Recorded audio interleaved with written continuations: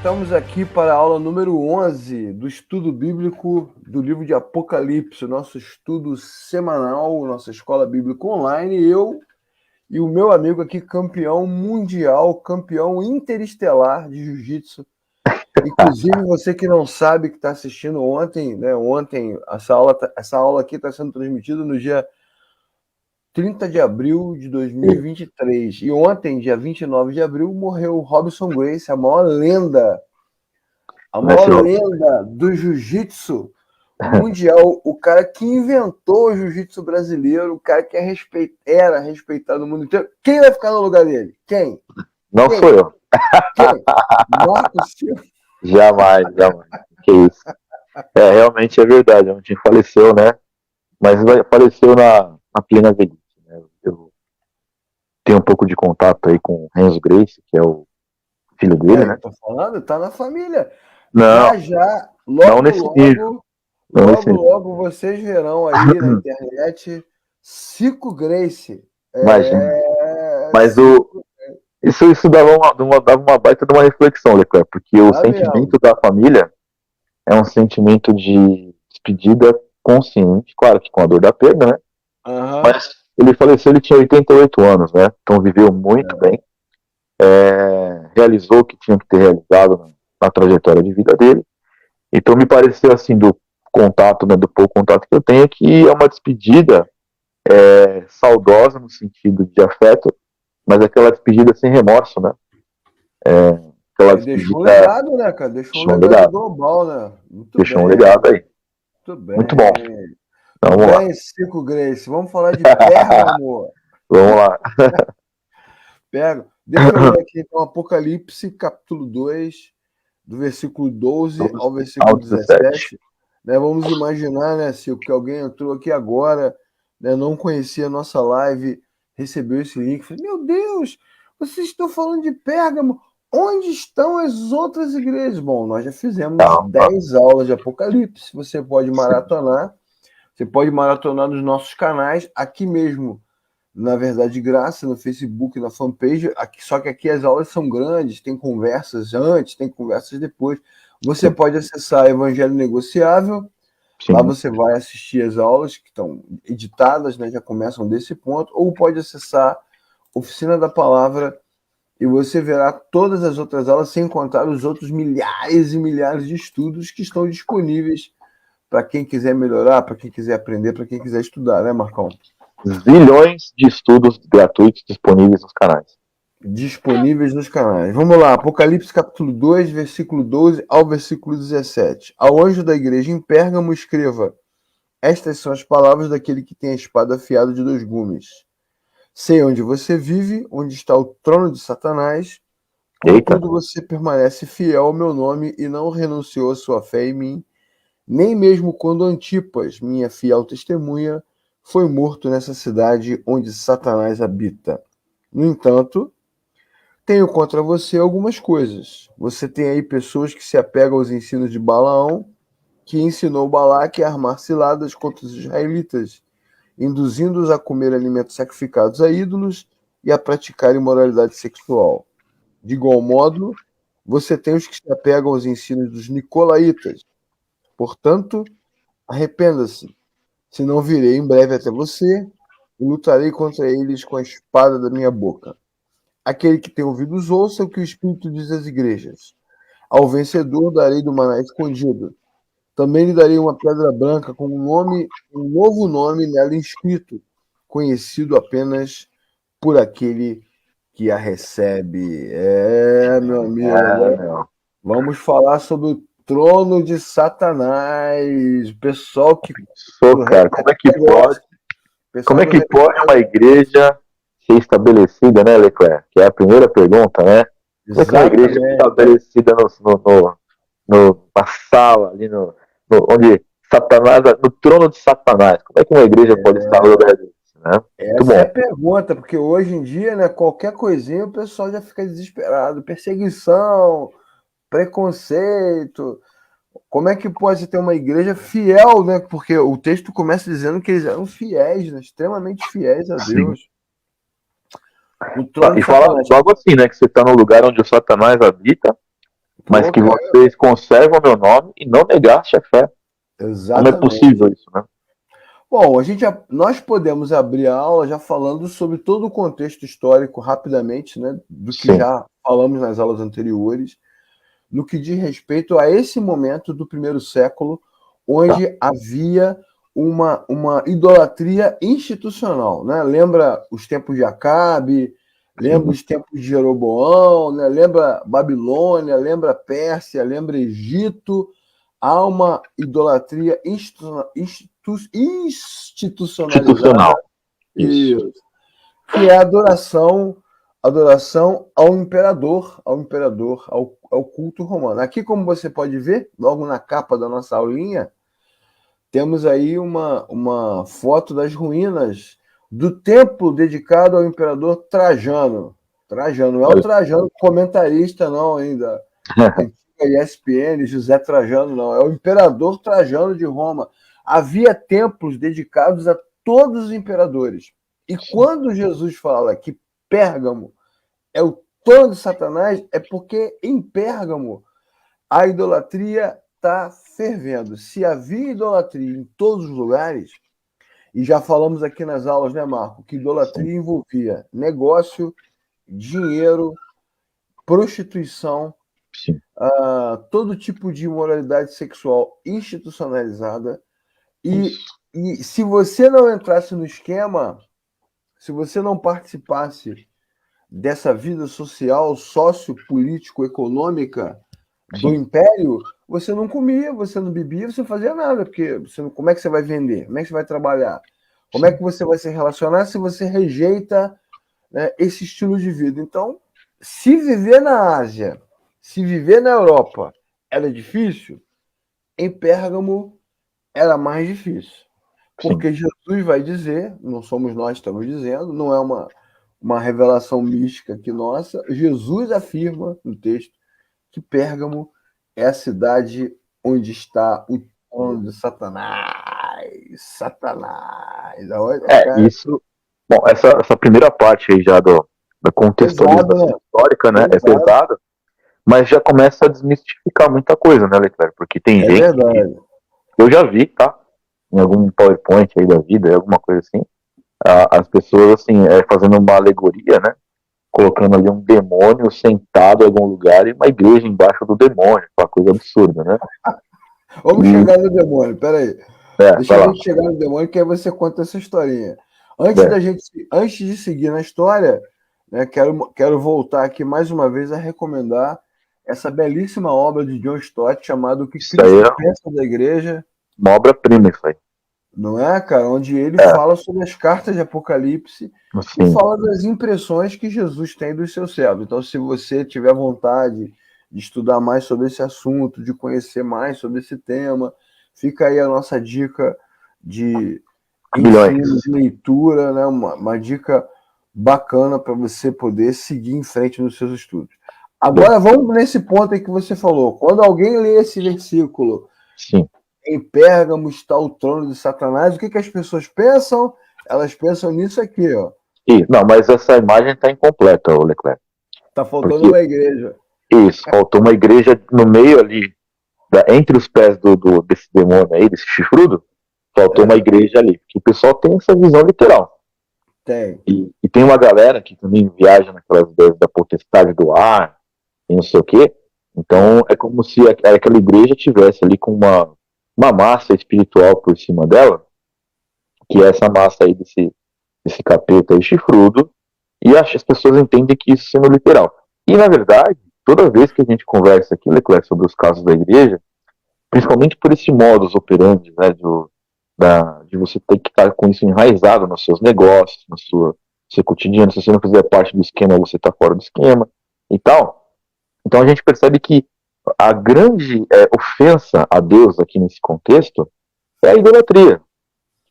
É a idolatria e as suas consequências, né? E as suas variáveis em cima da idolatria. Né? Moralidade sexual, enfim, tudo que a gente já falou. Verdade. Dá bom dia aqui para Marilda. Não se assuste, Marilda. Você entrou aqui agora com o Satanás gigante sentado aí. Não se assuste. Bom dia, senhor Roberto. Né? Bom dia a todos que estão nos assistindo, todas e todas. tá aí a ilustração que os crentes gostam. Vamos falar a verdade, né, Marcos? Os crentes gostam de negócios que envolvem Satanás, Satã, demônio. Depois dessas aulas, a gente já podia fazer uma animação, né, Leclerc? Porque a gente já falou do Jesus Avenger, o Jesus Motoqueiro Fantasma, e agora o Satanás aí. Lutando contra o Satanás. Vai ser bem legal fazer uma alegoria dessa.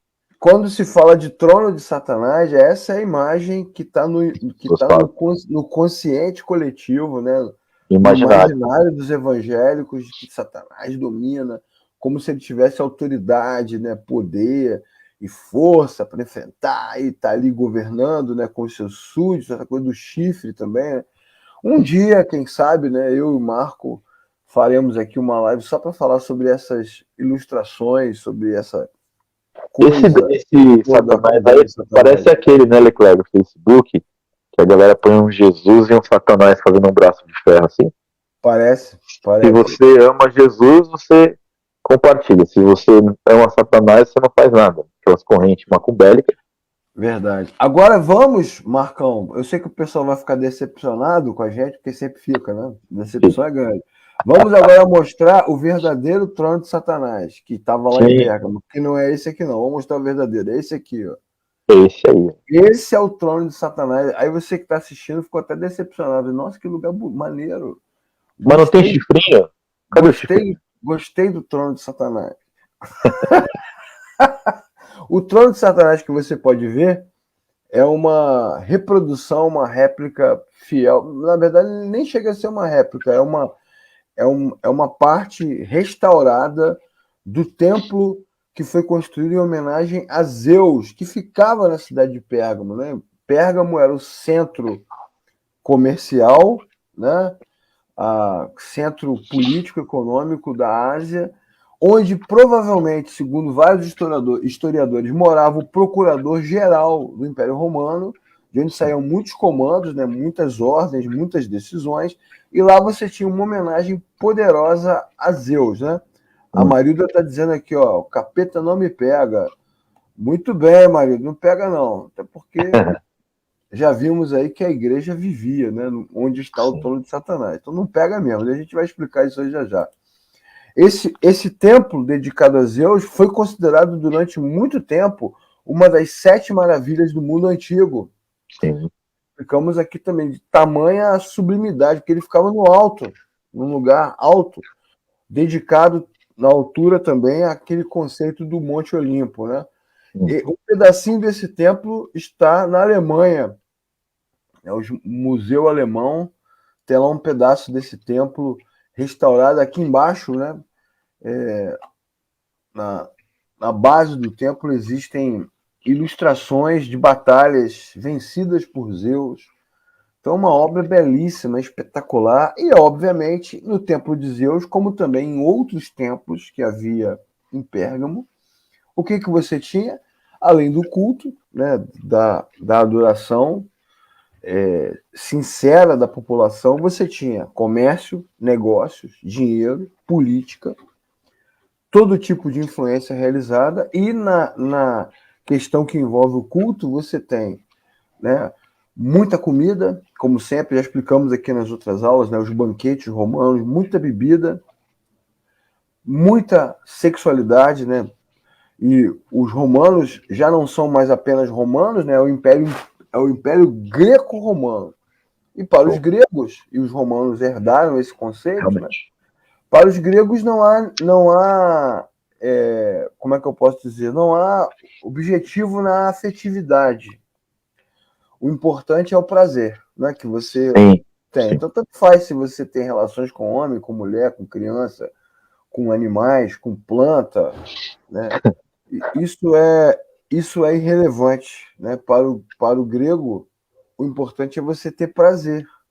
E isso se expressa nas relações, se expressa na cultura, que é a cultura greco-romana, a cultura helenista. Então tá aí o trono de Satanás, nem é tão feio, né, Marco? Não é. Assim, visualmente ele é bem bonito, na verdade, mas é muito importante, e essa acho que é a grande nuance e necessidade do estudo, né, Leclerc? como é importante a gente conhecer esses contextos históricos para evitar que construções mentirosas sobre esse cenário estejam alojadas no nosso entendimento, né? E isso eu acredito que vai desmistificar muita coisa que muita gente achava, literalmente, que o trono é que ainda nós vamos ser acusados, né, Leclerc? Vamos falar pra gente que nós, como nós estamos apegados à letra, aquele papo furado sempre, nós não enxergamos o mundo espiritual. Então, como nós não enxergamos o mundo espiritual, na verdade, tem gente que vai continuar acreditando que ali tem um trono do Satanás, como aquela figura aí que o Leclerc colocou. Mas é isso. É exatamente esse altar aí que você está vendo e seus contextos, né, ser relacionados. O ponto que eu achei muito importante você falar da cultura greco-romana, né, é que é exatamente isso, essa influência da cultura grega, né, assim por dizer, é que traz a maioria, né, das imoralidades sexuais que inclusive permanecem até hoje, né, Leclerc? Essa é uma dificuldade que os cristãos têm, né, Marco? Assim, os cristãos, eles ainda estão muito presos a essas ideias mais tangíveis, né? Sim, então, toda vez que você fala de cultura, de contextualização, de filosofia, né? Os caras têm dificuldade, eles acham que a ideia do maligno e do benigno está ligada a coisas tangíveis. Então é sempre, né, aquele discurso moralista, o diabo está na televisão, está na praia, está na música, está no samba, está no instrumento, está na roupa, está no batom, está no chapéu, está no esporte, está isso, está naquilo, mas na verdade a gente observa aí que o trono de Satanás é uma coisa social, sociopolítico-econômica, e nesse ponto, especificamente, né, nós aqui que estudamos, né, e batemos muito quando as coisas fogem da escritura, mas temos que ser, né, temos que ser lúcidos no que estamos estudando. Nesse ponto, tanto a teologia da missão integral como a teologia mais iluminista, que depois nós chamamos de teologia liberal, nesse ponto, nós temos muito para aprender com eles, porque eles realmente têm um olhar mais contextualizado com relação à cultura, que é uma dificuldade que nós temos, né? É uma dificuldade que a igreja contemporânea tem de enfrentar a cultura, de se contextualizar. Você vê que a apologética, por exemplo, que é uma área da teologia, voltada para a defesa da fé, voltada para o enfrentamento cultural, é uma área da teologia desprezada, né? As pessoas não querem saber, né? Não querem ouvir, enfim. Vamos adentrar, vamos entrar, né? Vamos contemplar mais um pouco sobre o trono de Satanás. Vamos lá. Bom, a carta começa com essa frase de Jesus, né? Estas são as palavras daquele que tem a espada afiada de 2 gumes, que remonta, que traz de volta uma fala de Jesus no primeiro capítulo, que nós explicamos muito bem aqui, aquela apresentação. Jesus se apresenta na abertura do livro, agora não mais como uma criancinha na manjedoura, né, um bebezinho, mas agora como justo juiz, Senhor de tudo e de todos, que tem o poder. E ali naquele capítulo que nós já estudamos, tem os vídeos aí para quem quiser assistir essas aulas, Jesus vai se apresentando e vai falando de cada aspecto que ele tem. E um dos aspectos que ele retrata, um dos seus atributos, é a sua capacidade de julgamento, a sua autoridade para julgar. E daí vem a expressão espada de 2 gumes. Essa é uma aula que nós fizemos com muito carinho, né? Mostrando que Jesus é aquele que vem para julgar. Inclusive, nós falamos da imagem de Jesus, lembra, Marco? Daquela roupa que João, né, descreve ele todo de branco, né? Com uma roupa sacerdotal, com os seus olhos de motoqueiro fantasma que você está tentando, seus olhos flamejantes, né? Aquela música, sua face é como o leão, seus olhos são chamas de fogo, seus pés reluzentes. Quando a pessoa canta a música na igreja, né, no culto, obviamente ela está fazendo quase sempre a imagem do motoqueiro fantasma, Jesus andando, né? Bom, lá vem ele, se aproximando. Mas o que a Bíblia fala, né, o que a Bíblia mostra é que quando Jesus tem olhos flamejantes e pés de latão reluzente, né, de latão derretido, é porque é o momento do juízo, né? Por onde ele passa, incendeia. Aí eu tenho que cantar de novo a música, né? Incendeia, Senhor, a sua noiva. Tacar fogo na noiva. Taca fogo na noiva, né? Já explicamos sobre isso. Tem uma aula só sobre o fogo da noiva. Me entenda bem. E aí, nessa mesma passagem, Jesus fala que da sua boca sai espada de dois gumes. Nós já explicamos aqui também na aula, Marco, você vai lembrar, nós fizemos essa aula juntos, né? Que a espada na Bíblia tem muitos significados, né? Muitas analogias. Pode ser alimento, né? A espada que sai da boca de Deus, né? Pode ser destruição e também pode ser juízo, né? Juízo, julgamento. Então, quando Jesus fala que da sua boca sai uma espada de dois gumes, significa que ele vai julgar a igreja. Vamos agora, então, invocar o nosso querido John Stott, mas antes uma referência internacional a Davi Cavalcante, né, o nosso missionário global europeu, que nos abandonou. Agora ele nem quer falar mais com a gente, Marco. Agora ele está em outro nível. É que apóstolo ungido, né, europeu é outro patamar, né, cara? Não tem como. O cara não consegue atender mais. Nível. Tá quase um semideus, né? Um vice-deus, assim, alguma coisa desse tipo. Vamos deixar o desafio aqui, Marco, para que, quando o Davi puder, quando tiver condição, queremos que ele vá à Turquia para a gente fazer aulas sobre as igrejas da Ásia ao vivo. Ao vivo. E mostrando lá, né? O trono de Satanás. Estamos aqui em Pérgamo. O trono de Satanás está aqui parabenizando você aqui, ó, pelo campeonato mundial. Tá pensando o quê? Para enfrentar Satanás, tem que ser justiceiro. Nós temos 5 Grace. Vença, que 5 Grace vai te arrebentar. Vai. Aqui, ó. Estamos olhando para um semideus. Semideus, é isso aí. Vice-deus, praticamente. Nosso herói. Ai, caramba, muito bem. Então, assim, voltando aqui ao nosso estudo, voltando ao momento de lucidez, obviamente está se falando de um tribunal, né? Jesus está dizendo que ele tem autoridade. E isso é importante, porque uma vez que a carta será enviada às igrejas, certo? Uma vez que a carta... Olha aqui, ô Marco, Davi dizendo que vai começar a lutar jiu-jitsu. Terás um adversário. Melhor coisa que você faz pro seu físico, pra sua cabeça é isso. Enquanto o Marco luta jiu-jitsu e o Davi também, eu vou fazer a pipoca, beleza? Que é a minha especialidade.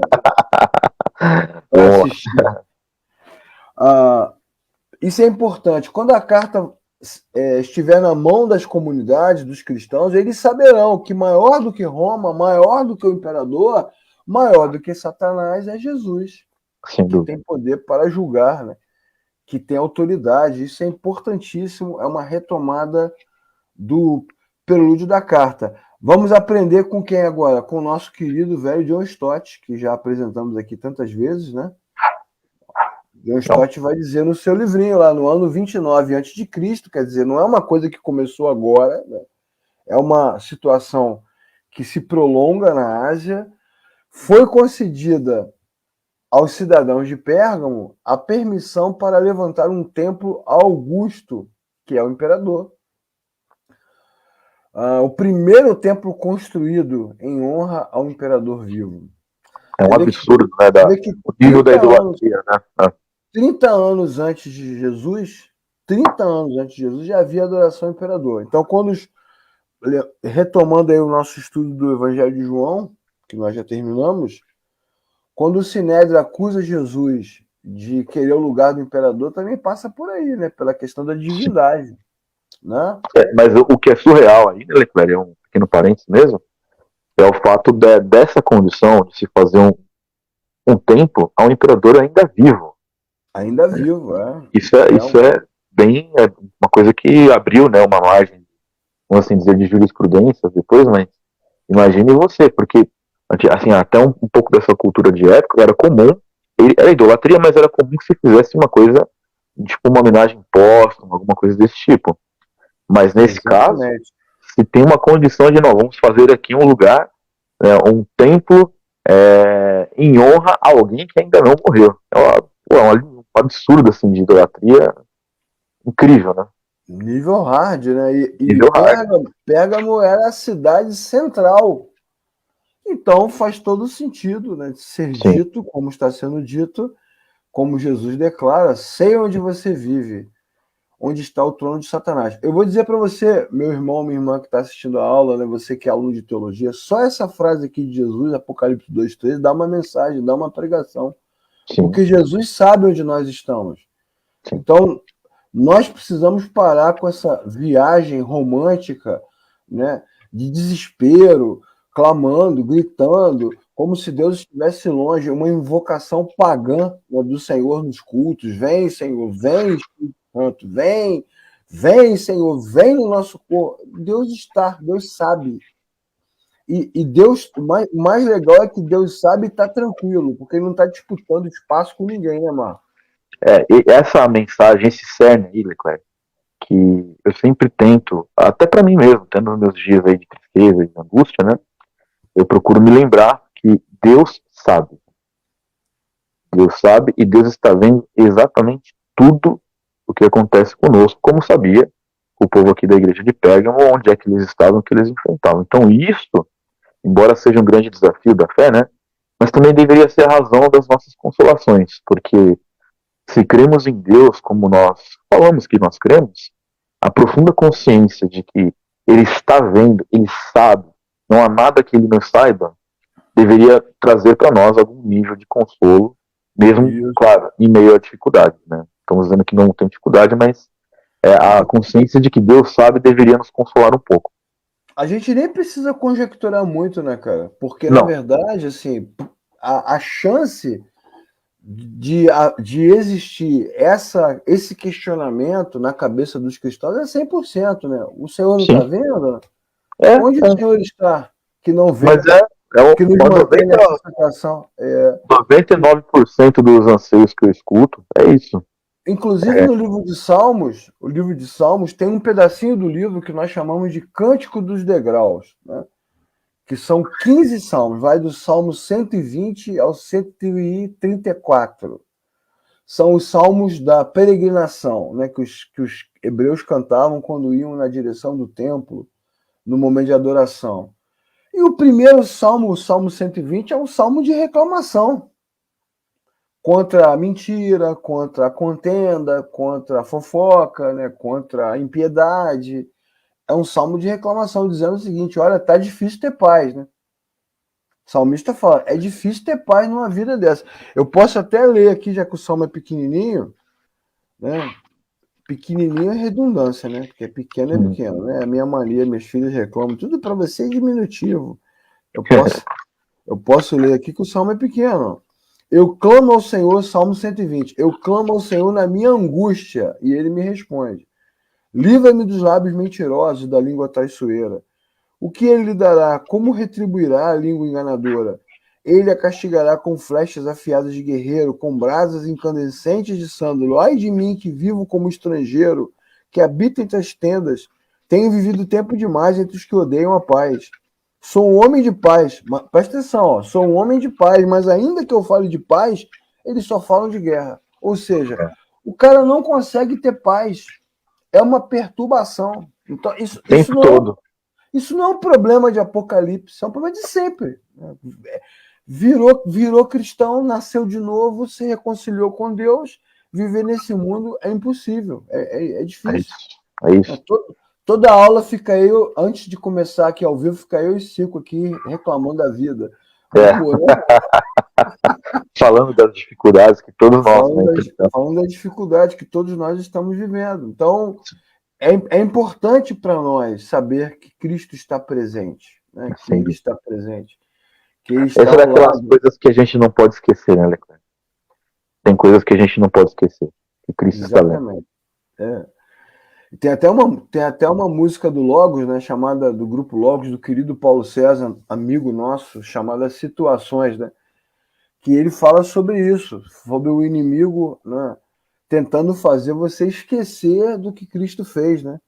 Situações nessa vida me fazem sentir, ele vai falando, mas ele fala, eu sei, né, que jamais tentado serei além do que possa suportar. Ele vai falando sobre essa realidade, sobre esse enfrentamento que ele tem que fazer nas circunstâncias. Aí o senhor Roberto fala que imagine como era difícil para os irmãos de Pérgamo evangelizarem uma cidade onde a adoração ao imperador. Difícil não, senhor Roberto. Era impossível. Jesus acabou de falar aqui no Salmo, né, para mostrar como você tem razão. Jesus acabou de falar aqui no Salmo, né, que Antipas, versículo 13, Antipas morreu por causa disso. Foi executado. Vamos falar de Antipas já já. Vamos voltar para o trono de Satanás, que eu gosto do trono de Satanás, me amarro nesse negócio.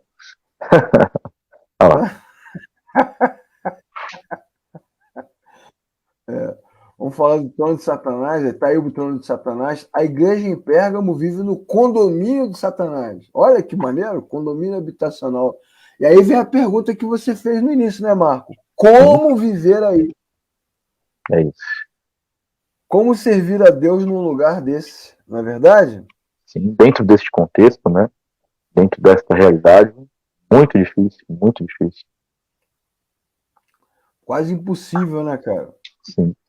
Todas as cidades da Ásia, como nós estamos vendo aqui no estudo, todas elas eram de influência de Satanás. Mas Pérgamo, Era o parabéns, trono.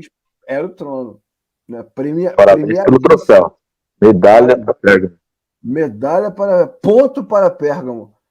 Agora, o que você precisa saber, que está estudando, que não é só o culto ao imperador. O culto ao imperador é o ápice, né? Mas você tem muitos cultos e muitas idolatrias. Podia citar várias divindades aqui, né? Vou citar duas que nós não citamos ainda aqui nos nossos estudos. A primeira delas é Esculápio, né, que traz na sua mão aí a serpente, que é o símbolo da medicina até hoje. Era o deus da medicina, né, o deus grego da medicina. Diz a mitologia grega que ele era tão poderoso no uso de ervas, no uso de práticas, no uso de métodos, que ele conseguia curar todas as pessoas e, inclusive, ressuscitar mortos, o que fez com que Zeus o matasse. E alguns historiadores, como Eusébio de Cesareia, porque nós já explicamos aqui, né, Marco, nas nossas aulas anteriores, que há dois historiadores que nos ajudam a compreender melhor o contexto, não o texto, mas o contexto histórico. Um deles é Flávio Josefo, que dedicou sua vida ao estudo do contexto do Antigo Testamento, e o outro é Eusébio de Cesareia, que escreveu sobre o contexto do Novo Testamento. E aí está aí, Eusébio de Cesareia diz, nos seus textos, nas suas explicações, um autor que você tem que ler, seu Roberto. Seu Roberto está fazendo um trabalho de pesquisa muito bacana.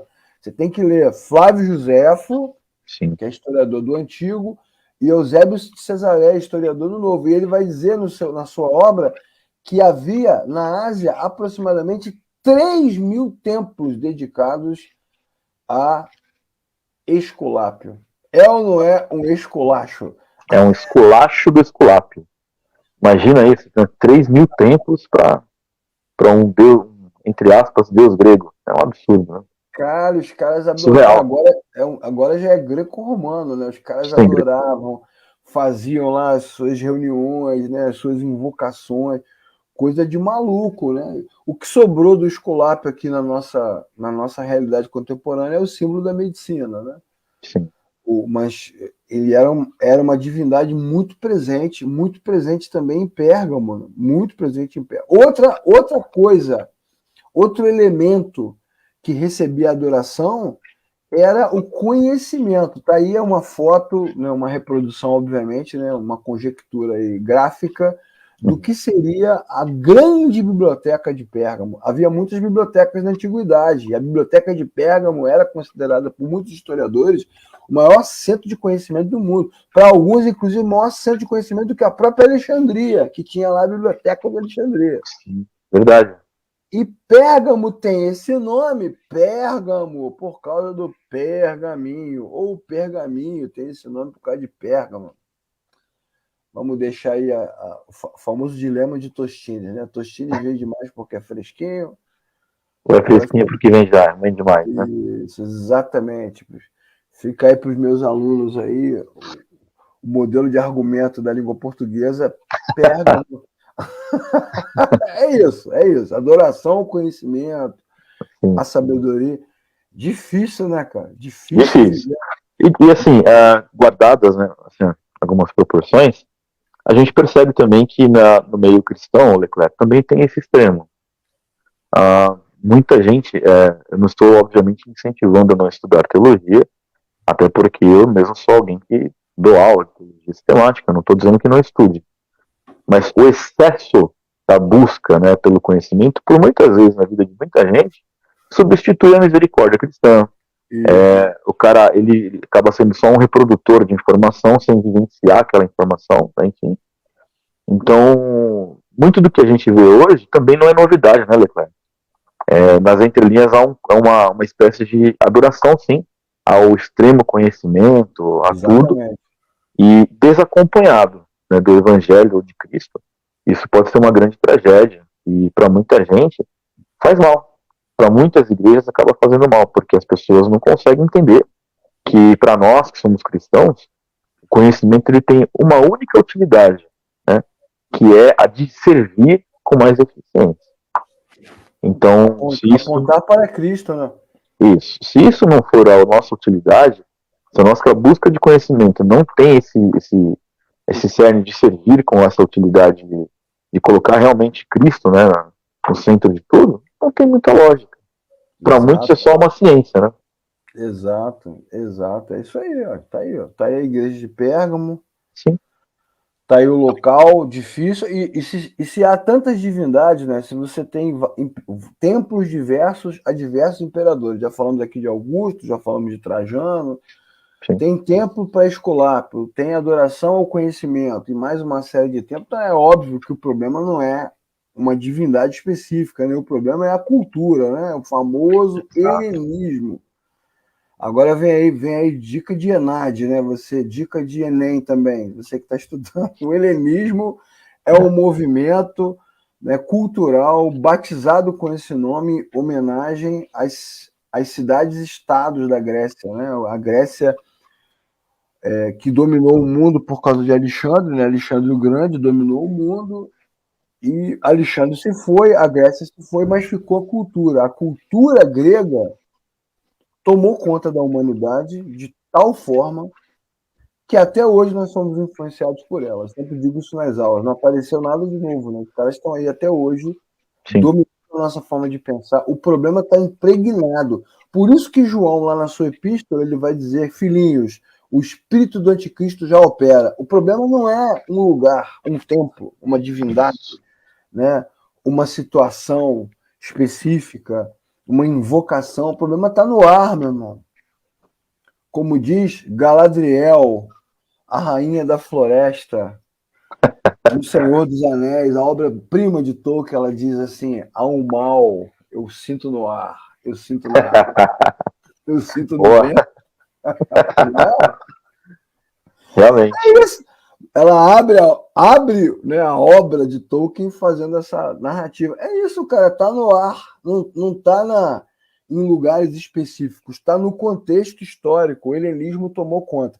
E aí alguém poderia perguntar: mas o que o helenismo traz de tão maligno? É a filosofia, cara. É o pensamento que nos domina até hoje. Vamos dar umas dicas para eles aí, Marcão. O estoicismo, sim, que é combatido por Jesus e por Paulo, né? O discurso de Paulo em Atos 17, em Atenas, é contra o estoicismo. Tem lá frases estoicas, né? Que defendia a felicidade interior. Olha aí. Se isso não é pós-modernismo, se isso não é sociedade líquida, se isso não é internet, né, Marco? Ainda mais hoje em dia, eu posso dizer para vocês abertamente, né?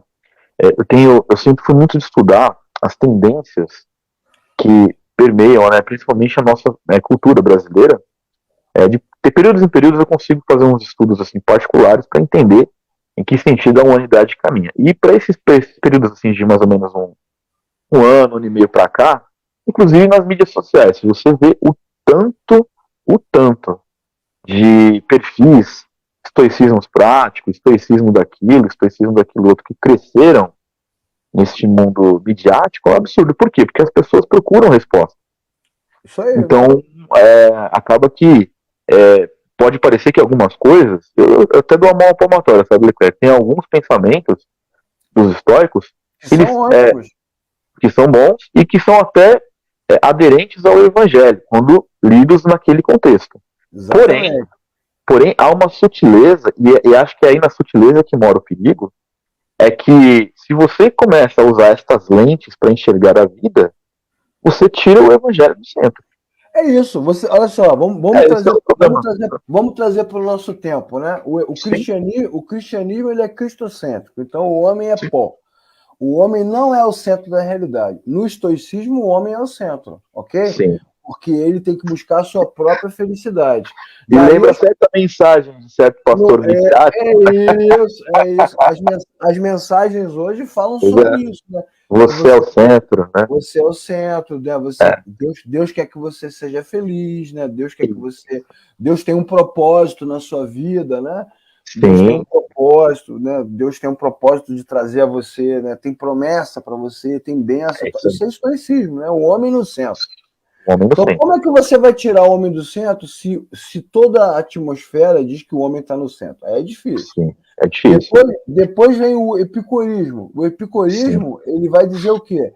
Que o importante é ter prazer. Aí vem o pensamento hedonista. Curtir. Então, obviamente, como é que você vai falar sobre abnegação, né, sobre renúncia, sobre negar a si mesmo, se o negócio é ter prazer? Então, tudo tem que ser prazeroso. Então, se o culto é chato, eu não quero. Se a teologia é chata, eu não quero. Se o templo é chato, eu não quero. Então, assim, pelo amor de Deus, né? Como é que eu vou deixar, né, de fazer isso tudo que está me cansando, né? Não, eu quero uma coisa mais leve. Sim. E além uma coisa mais light, né? Como o pessoal fala, tem que ser light, né? Outra coisa, Marco, como é que você vai pregar uma palavra de Deus inerrante, absoluta, infalível, inspirada, firmada nos céus, se tudo é relativo? Que é o ensinamento do ceticismo. No mundo contemporâneo, tudo é relativo. Isso aí é você que está dizendo, isso aí você que acredita. Eu não penso assim, eu não creio assim. Então, a minha leitura é outra, né? Alguma coisa desse tipo, né? É isso. Exatamente. Olha, a gente que dá aula, né? Eu que dou aula, que estou em sala de aula o tempo todo, como é difícil ensinar esta geração, porque há uma resistência. Então você tem que confiar muito em Deus mesmo. Agora, o que nos consola é a primeira frase de Jesus: eu sei onde você está. Sim. Então, já que Jesus sabe, então estou servindo a Jesus, estou trabalhando para Jesus. Mas nós precisamos reconhecer, humildemente, que há uma dificuldade muito grande, e essa dificuldade está no ar, como nos ensinou Galadriel. Está no ar, cara, ela não está num templo. Então, essa coisa que os cristãos têm de lutar contra demônios, templos, lugares, no espaço, desculpa, mas você está perdendo o seu tempo, essa luta está perdida. Porque Satanás não está lá, né, Marcos? Satanás está no ar. Isso. Está na cultura, na relativização do evangelho, na substituição do evangelho, que é onde eu citei que eu vejo que, até para muitos cristãos, o estoicismo ele age na substituição do evangelho. Se fala mais das frases dos estoicos do que do evangelho, por exemplo. Exato. Né? Exato. E eu, tristemente, Leclerc, isso daí é uma coisa que está no meu radar há um tempo. Um amigo querido, né, ele tá ofendido comigo, mas ele mandou um trecho de uma pregação dele de um texto, né, para que eu pudesse ler, e para minha tristeza, eu questionei ele abertamente, porque a primeira abertura que ele estava fazendo do esboço do sermão dele era uma frase de Epicuro. E aí eu falei, olha, eu não estou dizendo que você não possa usar algum texto como suporte, mas como é que você inicia uma pregação dentro de uma igreja baseando o seu sermão em cima de uma frase de Epicuro? Para mim não tem lógica. Exatamente. Então, você vê como está entranhado. Né? E aí o cara, não, mas aí você está sendo muito legalista. É a história de sempre, né? É o relativismo. É o relativismo. Isso aí, relativiza. Você está dando muita importância para isso. E é triste porque é um pastor, né? Ensinando pessoas nas igrejas. Então, eu fico um tanto quanto alerta em relação a isso, porque como eu falei, é sutil. A pessoa não percebe, cara, que ela está começando a ir para um caminho que é um caminho de relativização. Inclusive, eu até recomendei que ele lesse o próprio John Stott, porque o John Stott fala, né, aquele maravilhoso livro, né, da Obra da Cruz, até que foi uma série de mensagens que você fez e disponibilizou para a gente lá no Evangelho Negociável. Se o nosso sermão, em algum momento, não apontar para a obra de redenção da cruz, não há muito sentido. Então é muito pesado isso, cara. E é sutil, né, Leclerc? Não é uma invasão da igreja, né? Ninguém tá lá invadindo a igreja, vamos adorar Satanás. Não. Relativamente e de forma bem sutil você vai tirando. Não, veja bem. O imaginário é esse, né? Quando você vê essas discussões políticas aí que permearam ano passado, esse ano. É bem triste. Né? O imaginário é esse: vão trancar as portas, né? Vão botar armas na nossa. Os cristãos sonham com o martírio. Eu duvido. Não, duvido. Também não. Sou cético igual Epicuro. Duvido que os caras vão. Não, pode me matar. Não, conversa. Não, mas isso é o pior de tudo, Leclerc, porque assim. Tem uma narrativa. É a narrativa. Lembra, tem uma teoria, acho que nós já conversamos uma vez sobre isso, que se você colocar, por exemplo, um sapo dentro de uma panela de água fria e ir esquentando essa água, ele não percebe, mas uma hora ele vai morrer porque a água muito quente vai matá-lo, né? É assim que essas doutrinas humanistas, que o estoicismo, o epicurismo, o ceticismo e diversas outras influências infestam os nossos cultos e as pessoas não se percebem. E não se trata. E assim, o que eu tô falando não é que eu quero ser legalista, não é isso, não. Mas assim, uma vez eu perguntei pra uma pessoa, uma amiga minha, que ela falava dessas coisas, ela achava que eu também era muito legalista. Eu falei, olha, então eu gostaria que você me desse uma lógica razoável, e eu vou dar uma palmatória se essa lógica fizer sentido, de como é que vocês se reúnem em o nome do Senhor e não se fala da palavra do Senhor. Isso. Qual é a lógica? Me explique a lógica. Porque se você me explicar a lógica e tiver sentido, ok. Mas se nós estamos aqui professando, né, que somos cristãos, que cremos no Evangelho, que nós nos reunimos, nós nos congregamos no nome do Senhor, qual é a lógica de não se ater às palavras do Senhor? Não tem. Exato. Não tem. Não tem lógica. É isso. Mas aí que tá, o sapo já tá cozido há muito tempo, né? Sim, e não percebeu. A água ferveu e não percebeu. É isso. É por isso que aqui no mesmo trecho bíblico que nós estamos estudando, nesse mesmo trecho, virá aqui de novo a menção a Balaão, né? Porque a doutrina de Balaão é a doutrina do sapo na água, está sendo cozido. Né? Porque nessa ideia do trono de Satanás, que quem vai ler lá o texto, a gente vai explicar daqui a pouco, né? De um enfrentamento direto, isso não vai acontecer, porque aí os cristãos vão enrijecer. Mas aí, né, meu irmão, Satanás vai comendo pela beirada. É a cultura. O nosso problema é com o sistema. Sim. É por isso também que na escatologia contemporânea, né, para muitos teólogos respeitáveis, né, o anticristo não é uma pessoa. Ainda que você tenha uma figura, porque os crentes querem a figura, eles querem alguém que eles possam mirar a escopeta e atirar, mas nós vemos nos textos de Apocalipse que a cultura, né, é onde o espírito do anticristo opera. É o que está posto no texto. E Jesus fala, apesar de tudo, apesar do trono de Satanás, da cultura, né, você não renunciou à sua fé. Nem mesmo quando Antipas, minha fiel testemunha, foi morto nessa cidade onde Satanás habita. Aí agora nós vamos citar Antipas. Sim. Né? O seu Roberto colocou aqui, ó, eles cozinham o sapo e depois obrigam as pessoas a engolir. Seu Roberto, é quase que o senhor acertou. Na verdade, eles cozinham o sapo e cozinham a gente junto. A gente está cozinhando junto com o sapo na mesma panela. Nós somos o sapo. Somos todos o sapo. Hashtag somos todos sapos. Todos os sapos importam. Né? Todos sapos.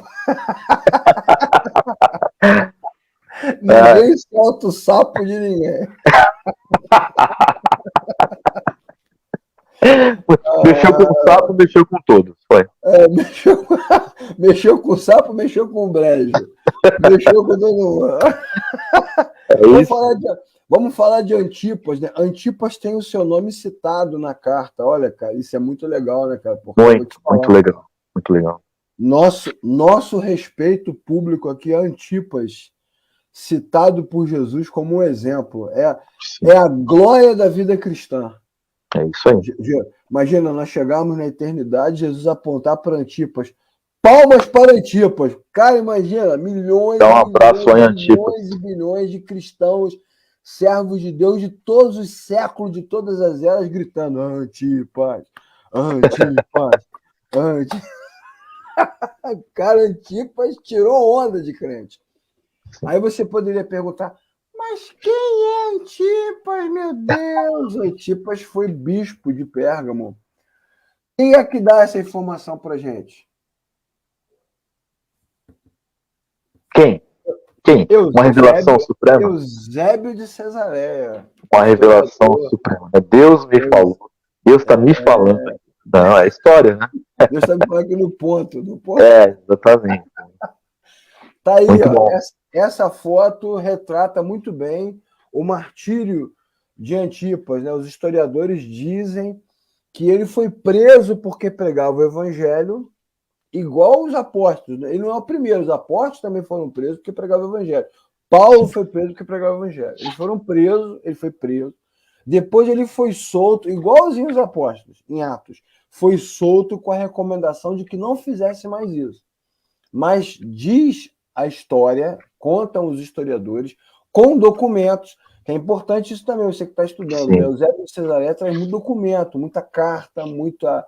E documentos que passaram, né, pelos crivos de validação histórica, tudo. Exatamente, de validação, né, são autênticos. E os documentos dizem que ele, apesar de ter sido alertado, continuava pelas ruas, nas portas dos templos, que eram muitos, pregando contra a imoralidade sexual, pregando contra o paganismo, pregando contra a idolatria. Aí ele foi capturado, levado ao templo de Ártemis e oferecido como sacrifício vivo dentro de um touro de bronze vermelho. E tem um filme, se eu não me engano, eu não lembro agora o nome do filme, mas eu acho que é Imortais, com o mesmo ator que faz o Superman, o Cavill. Isso, é isso mesmo. Eu não lembro se é Imortais o nome, mas acho que é isso, sim. Eu acho que o exército inimigo matava, né, os seus adversários dessa mesma forma, de colocar o corpo. Forma. Ele pegava, matou as sacerdotisas, né, dentro de um touro, era um touro de bronze, botava a pessoa lá dentro e cozinhava a pessoa ali dentro. Isso Agora, o que os historiadores contam, né, Eusébio de Cesareia e outros historiadores, é que quando o touro foi aberto, Antipas teria sido retirado de dentro do touro, intocado pela chama, igualzinho a Sadraque, Mesaque e Abednego na fornalha. Essa é a história que se conta, né? A história que virou, aí de novo Galadriel, né? A história vira lenda, a lenda vira mito. Virou mito. Tanto que o túmulo de Antipas é visitado, né? Conta-se que muitas pessoas eram curadas ali, a tradição, aí vem a tradição cristã. Mas a história é real. Jesus cita Antipas no texto, e Antipas é citado como alguém que deu a sua vida, né? Deu a sua vida. Não, olha, incrível. Toda vez que eu estudo assim, alguma história dos mártires, né, e assim você coloca também aqui, eu sempre me lembro do grande dilema dos cristãos de hoje, né? Nossa, mas eu sou tão bonzinho, por que eu estou passando por isso, né? Nossa, mas eu sou alguém, a pessoa fala, eu sou praticamente um impecável, eu sou impecável, e eu passo por problemas, né? Fico imaginando pessoas que têm esse tipo de pensamento, quando elas lidam, por exemplo, aqui com o bispo de Pérgamo, como é que elas conseguem discernir isso, ou digerir isso? Alguém que pregava contra a imoralidade, alguém que estava ali fazendo o que Deus esperava dele, morto de forma tão cruel. Enfim, é um dilema para muita gente isso, né, Leclerc? É uma situação um pouco... a pessoa deve ficar em parafuso, né? Meu Deus, eu não te sirvo, né? Mas isso tem a ver com esse clima cultural, né? De centralizado no próprio homem, no prazer, né? No bem-estar, né? O bem-estar que é uma palavra contemporânea também, né? O bem-estar. Então, assim, minha vida tá muito ruim, né? Então Deus me abandonou. Quando, na verdade, nós já conversamos aqui várias vezes, publicamente e também nos bastidores, que o que deixa o crente surtado é a certeza que Cristo está presente, não é a certeza de que ele foi embora. Porque se Jesus tivesse ido embora, tivesse nos abandonado, nos desamparado, nós teríamos uma explicação, né? Mas também, né, faz sentido, né? Minha vida está um lixo, mas também o Senhor me deixou. Lógico, né? Mas o que deixa o crente surtado é a primeira frase aí, eu sei onde você está. Se sabe, por que não faz alguma coisa? Exatamente. Não é possível que o senhor não faça nada. Aquela história. Não é possível. Né? Exatamente. E tem essa questão também do que nós lemos aqui do Cântico dos Degraus, né? O Cântico dos Degraus, ele mostra como é que ele começa, né? Levei ao Senhor as minhas angústias. Então, cara, assim... Deus... O que será, né, Leclerc? O brasileiro começa o seguinte, se ele levou angústias ao Senhor, é porque o cara devia estar numa situação horrível. Porque a angústia é uma coisa muito profunda, né? Então, os dilemas acontecem, tem jeito, todo mundo tem esse jeito. É verdade. O seu Roberto pergunta aqui, será que antipático vem de Antipas? Olha, seu Roberto. Pertinente. A pergunta até poderia, mas não vem não, porque na verdade antipático, né, é de antipatia, né? Patia, da palavra do grego pat, aí vem a língua portuguesa nos salvando, né? Antipatia é a questão relacionada ao outro. Né? Então, simpatia é você gostar do outro. Antipatia é você rejeitar o outro. Empatia é você se colocar no lugar do outro. Então não tem a ver com Antipas.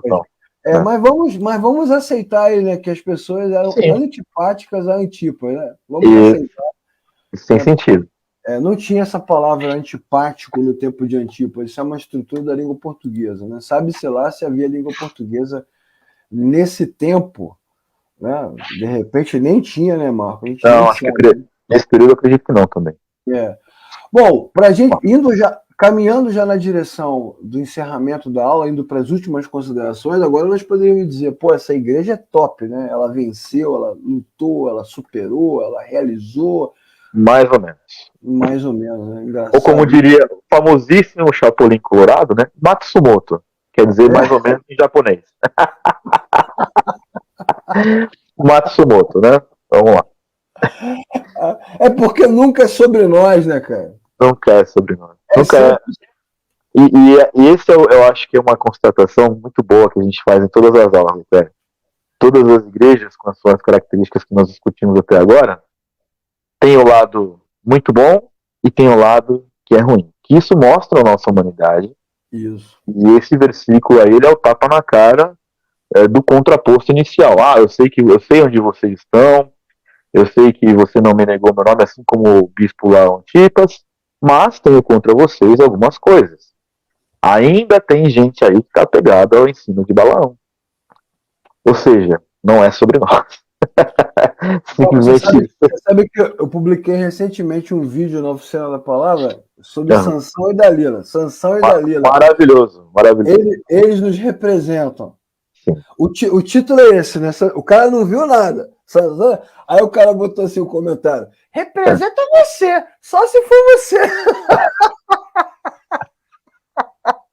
Eu não vi esse comentário, vou lá. Vou replicar lá o comentário do cara. Só se for você. Quer dizer, há uma resistência, né? Há uma resistência à verdade bíblica, né? O cara se vê como anjo, mas Deus não te vê. Mais ainda, Leclerc, eu acho que é uma resistência de ter um olhar inteligente e cristão sobre nós mesmos, né? Porque eu tenho bastante dificuldade com isso, Leclerc, de olhar os cristãos que não admitem o que são. Isso. Eu tenho bastante dificuldade com isso, porque por mais que a própria Bíblia fala, cara, 1 milhão de vezes a Bíblia repete e taca na nossa cara o nosso pecado, a nossa miséria, a nossa dificuldade como ser humano, etc. E tem gente que vive numa Nárnia, né, uma ideia que não é verdadeira. Não, mas isso é só se for você, porque eu não sou assim. Eu sou praticamente um anjo andando aqui, né, um serafim andando na terra, pelo amor de Deus. A teologia moralista, né, a pregação moralista, a doutrina moralista vai te levar a isso, né? Você vai rejeitar com a sua mente o que você acha que é errado, mesmo que faça. Sim, mesmo que faça. Faz. É que aí o erro é só dos outros, né? Não é meu. Isso, faz, né? Eu sou um arauto do evangelho, então. Como diria um amigo nosso, né? Como diria um amigo nosso, a igreja evangélica nos ensina o cinismo, né? O cara fica cínico. Finge que não está acontecendo nada, né? Bom, Jesus, que é o Senhor, né? Nunca é sobre nós, é sempre sobre ele, é o juiz que vê tudo, e quando ele abre a boca sai a espada, né, meu? Então não adianta. Não adianta. Inclusive, várias vezes nós já ouvimos pregações e analogias sobre espada de dois gumes, né, Marco? Que diz assim, não, a espada de dois gumes corta para lá e corta para cá. Mais ou menos, né? Matsumoto, né? Matsumoto, não é isso não, porque nós poderíamos citar o texto de Hebreus, né, que diz que a palavra de Deus é como uma espada afiada de dois gumes, que penetra até a divisão da alma e do espírito. Aí o cara fala assim, corta para lá e corta para cá. Mas não é isso, é que a palavra de Deus ela traz luz ao juízo. Isso. É isso aí. Quanto mais você ensina, mais luz ela traz. Então, assim, ou você, como diz o Ron Kenoly no vídeo famoso dele do Jesus is Alive, ou você está do lado de Deus ou está do lado do inimigo. Não tem uma arquibancada, não tem lugar neutro, não tem todos no reino. Não tem todos. Ou você está de um lado, ou você está de um lado ou do outro. E a palavra de Deus revela isso. Sim. Então, Jesus fala, tenho contra você algumas coisas, não é uma não, algumas. Primeiro, pessoas que se apegam ao ensino de Balaão. Então, vamos lá, Balaão. O que Balaão fez? Nem vamos ler aqui o texto, que é muito grande, né, Marco? Mas está aqui um texto para você ler. A aula não é sobre Balaão. Mas Balaão... Se me permite, eu fiz uma... Por favor, permitidíssimo. Eu tenho uma indicação, se você quiser estudar um pouco mais, assim, junto com a Bíblia, claro, né? Eu fiz uma série de reflexões em números, capítulo por capítulo, tá lá no Evangelho Negociável. Que bacana. Você buscar lá números 25, você vai ter uma explicação expositiva do texto sobre Balaão. Então, se você buscar na playlist, colocar Balaão, vai aparecer vários vídeos para você estudar e entender o que era o ensino de Balaão. Pois é. Balaão, primeiro vamos desmistificar. Balaão não era profeta, ele não amava o Senhor, ele era vidente. O que era muito comum na antiguidade, né? Ele era meio bruxo. Se fosse hoje, a gente ia chamar ele de bruxo, né? Ele é um cara meio bruxo, contratado para fazer magia. Não tem aquele negócio no poste lá, traga o seu amor de volta em 3 dias. Era Balaão. Balaão é o pai galo de hoje, né? Tem um cara aqui em São Paulo, tem um no poste aí, chama pai galo. Ele faz exatamente isso aí. Os crentes têm tanta dificuldade de estudar a Bíblia, porque eles pegam o texto e veem lá Balaão tendo uma visão do anjo, né? E depois o Espírito de Deus intervindo na ação de Balaão. E o pessoal fala assim, tá vendo? Balaão era um servo de Deus. Não, Balaão não era um servo de Deus. Ele teve uma experiência transcendente com Deus. Porque Deus se revela a todos, a Balaão, a Faraó, a Nabucodonosor, a Naamã, a quem ele quiser. A Cornélio, em Atos 10, falou com Cornélio, mas não falou com os apóstolos. Então, Deus é livre, né, Marco? Sim, claro. Ele é o Senhor, né?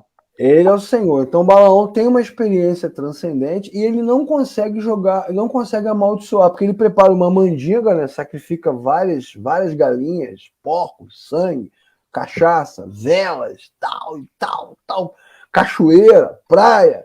Ele junta todo mundo, Iemanjá, Exu, Caveira, Tranca-Rua, junta todo mundo numa força-tarefa para parar o povo de Israel, porque o rei estava com medo, né? O rei contrata ele, porque a história que corria em Canaã, a lenda que corria, é que o povo de Israel era imparável.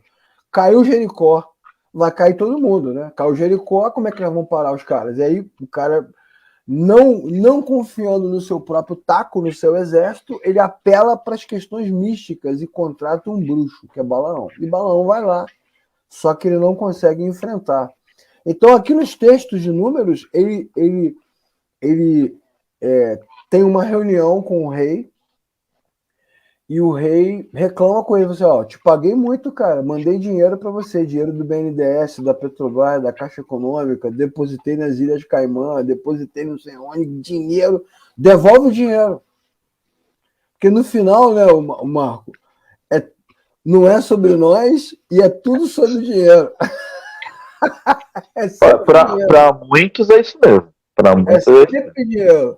É isso aí. Devolve o dinheiro, já que você não conseguiu fazer. Não, calma, rei. Olha só, eu não consegui pelos métodos místicos, mas eu tenho uma outra estratégia, eu tenho um plano B. E qual era o plano B de Balaão? Cultura. Sim. O plano B de Balaão era trazer para dentro de Israel. Ele falou assim para o rei: qual é a palavra que eu posso usar, né? Você precisa de gente infiltrada. É quase um grancismo da antiguidade, né? De gente infiltrada. Não adianta tomar as coisas pelo poder. Exatamente. O que adianta é você ser sorrateiro, vamos invadir todos os espaços possíveis de forma sutil, isso. Relativiza isso, relativiza aquilo. Aí a gente começa, quando a gente perceber, a gente tomou o poder de forma não violenta. Meu irmão, a cultura é uma desgraça. A cultura, sim, ela é muito poderosa. Então, sim, mulheres, né? Assim, você precisa se infiltrar, cara. Ele transforma o rei num grande mafioso, né? Começa a financiar.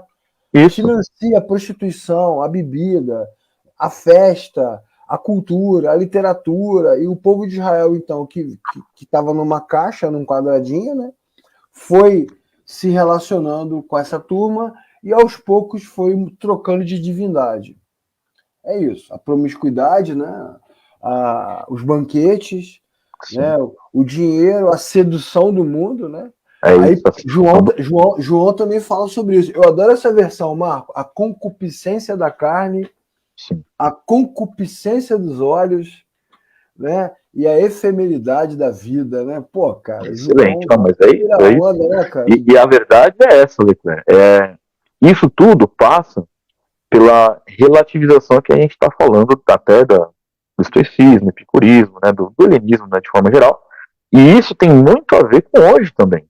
Então, assim, o que parece às vezes, né, Leclerc, que a história ela continua se repetindo.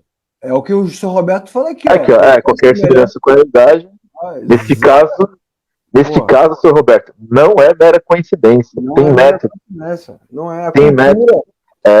A Bíblia diz que Salomão, né, o que diz o texto lá? Depois que ele fez todos aqueles acordos diplomáticos e trouxe todas aquelas mulheres para dentro do palácio, sim, o texto diz que as mulheres de Salomão fizeram com que ele se dobrasse diante de outras divindades. Sim. Ele foi influenciado pela cultura. E assim, você que tem um coração meio tarado, né, que está nos assistindo, que acha que tudo acaba em sexo, não necessariamente. Não necessariamente. Porque a sexualidade nas antigas civilizações está ligada à religiosidade, está ligada ao negócio. Eles têm um outro olhar para a sexualidade, diferente do nosso olhar. Né? É promíscuo do mesmo jeito, ninguém tá diminuindo o peso. Na verdade é muito mais, assim, é promíscuo também, mas bem mais, porque está ligado justamente à questão de negócios, ou por muitas vezes moeda de troca. Satisfação, né? Satisfação. Reconhecimento, né? Qual das minhas filhas você quer? Você me salvou, você é incrível. Pegue todas as mulheres que você quiser. O Natan diz isso para Davi, né? Você matou Urias e ficou com a mulher dele, mas quantas mulheres você queria? Se você quisesse todas, Deus teria dado você. Quantas mulheres você queria?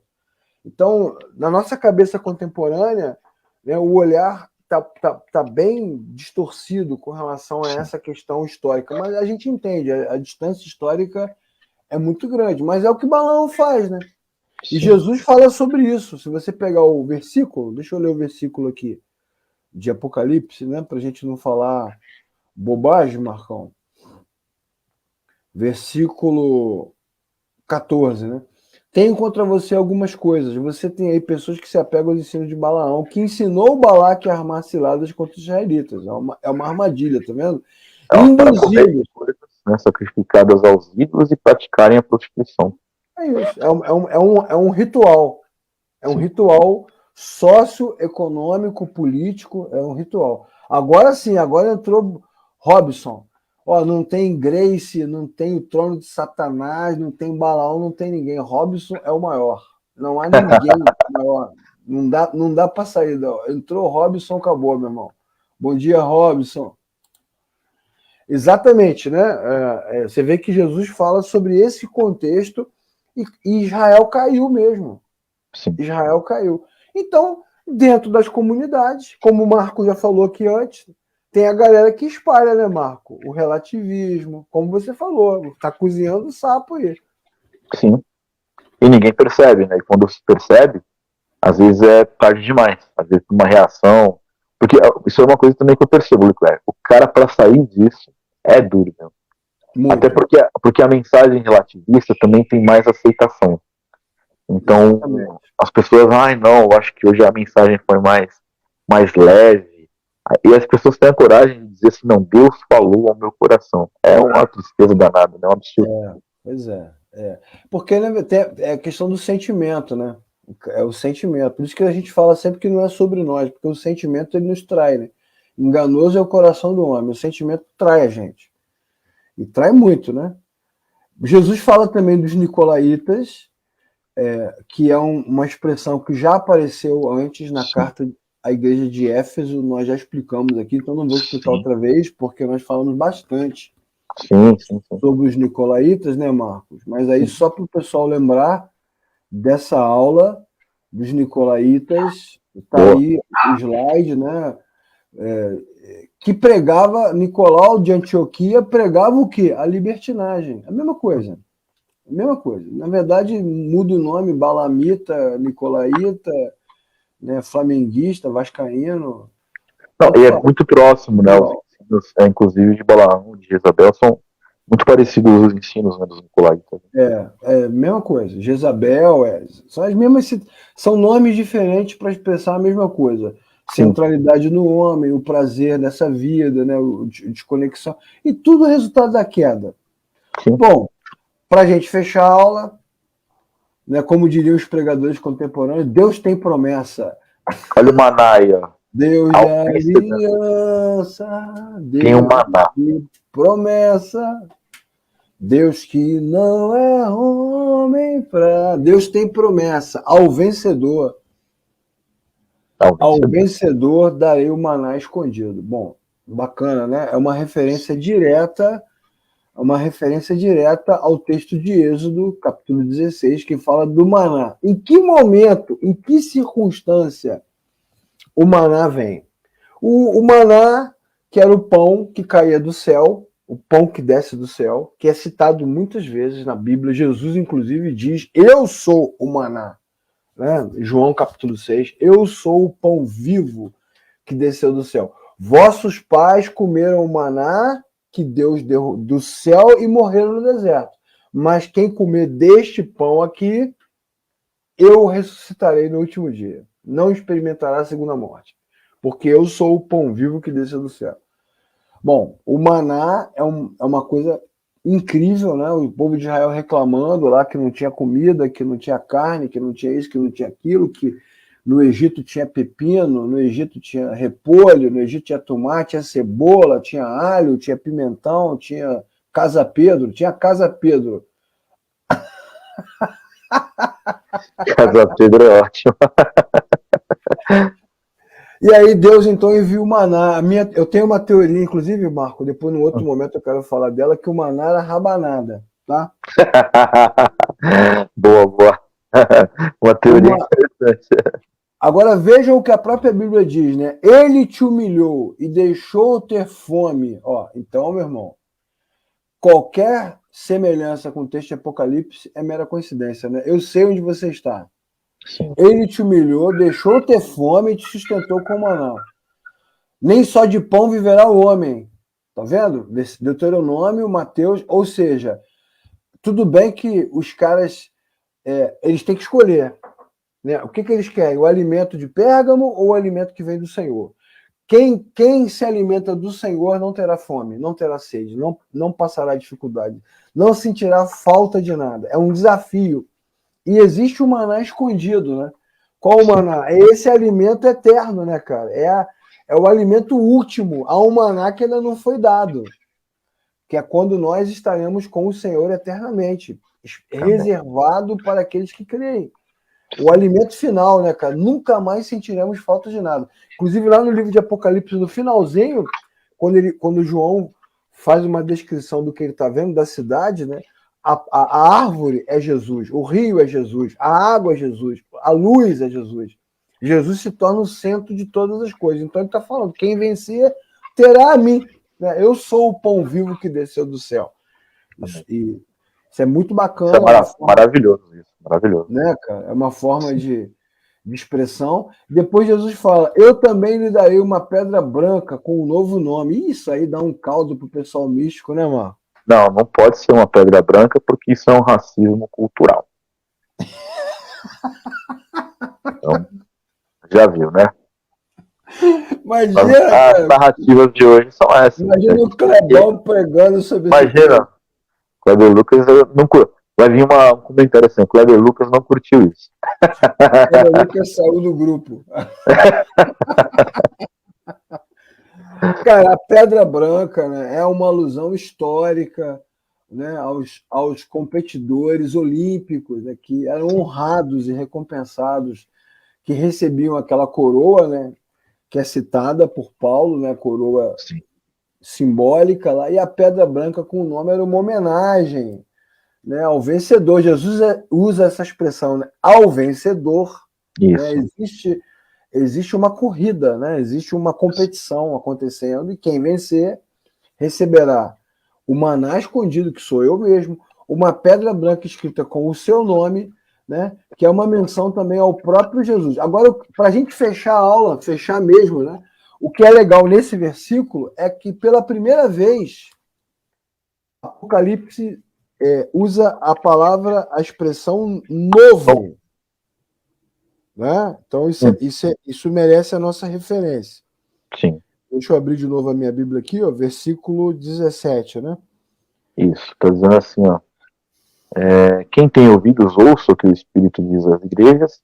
Ao vencedor, dar-lhe do maná escondido, bem como lhe daria uma pedra branca, e sobre essa pedra escrito um nome novo, o qual ninguém conhece, exceto aquele que o recebe.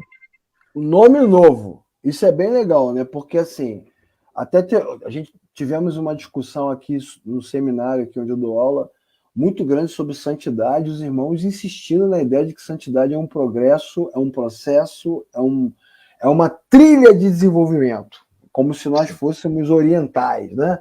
Sim, claro. Meritório, né? Você se Nós vamos alcançando o nosso chakra, né? Conforme vai passando. Exatamente. E aí Jesus está dizendo o seguinte: você vai ganhar algo novo. Isso significa o quê? Que não tem desenvolvimento, não tem melhoria, não tem nada. É uma coisa nova, é um milagre, é um ato soberano de Deus. Assim como a salvação, assim como a santidade, assim como a justificação, não tem mérito humano. O que você tem que fazer é resistir. Então a santidade, numa outra aula eu e o Marco falaremos sobre isso, a santidade é um processo de resistência, não de desenvolvimento. Resistir. Muito bom. Certo, Marcão? Certo, meu amigo. Certo, pessoal. Olha, eu posso dizer, Leclerc, que cada aula é uma ótima experiência, mas eu acho que essa aula, não vou dizer que é a mais importante, mas ela foi bem relevante, principalmente quando a gente bate na cultura helenista e essas influências, né, que surgem, que estão presentes na igreja até hoje.